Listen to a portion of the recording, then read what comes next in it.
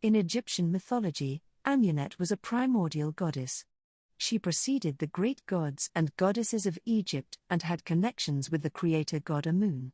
Her myth was important not only in Egypt but also in Thebes. Here's a closer look. Who was Amunet? In ancient Egypt, there was a group of deities known as the Ogdoad.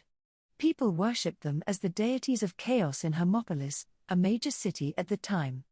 They consisted of 4 male and female couples, represented by frogs, male, and serpents, female. Each couple symbolized different functions and attributes. Although there have been attempts to designate a clear ontological concept to each of the pairs, these aren't consistent and vary. At the beginning of their worship, the Ogdoad, and therefore Amunet, were not gods but concepts that preceded the myths of creation. Amunet was the consort and counterpart of the creator god Amun.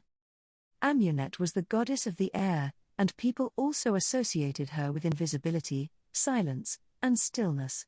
Her name in ancient Egyptian stands for the Hidden One. Amunet was a goddess, a concept, and, as mentioned before, the female form of Amun. Depictions of Amunet. Just like the other female deities of the Ogdoad, Amunet's depictions showed her as a snake-headed woman. In some portrayals, she appeared in the full form of a snake. In some other artworks and writings, she represents the air as a winged goddess. Other depictions showed her with a hawk or ostrich feather over her head to symbolize her hieroglyph. Symbolism of Amunet. Amunet represented the balance that the Egyptians so much valued. The male deity needed a female counterpart so that balance could exist. Amunet portrayed the same traits of Amun, but she did it from the feminine side.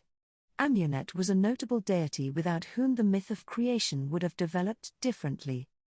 Together, the duo represented the air and that which was hidden.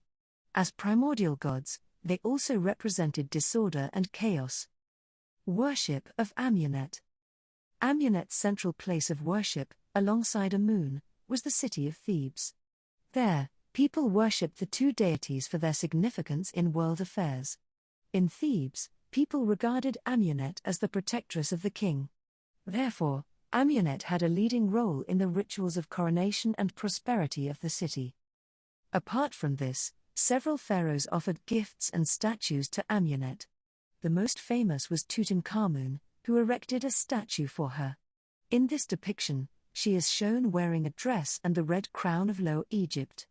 Even today, the exact reason why the pharaoh built that for her isn't clear. There were also festivals and offerings to both Amunet and Amun in different eras and different regions of Egypt. Brief. Although Amunet might not be a figure as prominent as other goddesses of ancient Egypt, her role as the mother of creation was central.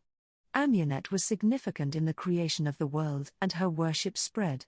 She was one of the primordial deities and, in Egyptian mythology, one of the first beings to roam the world.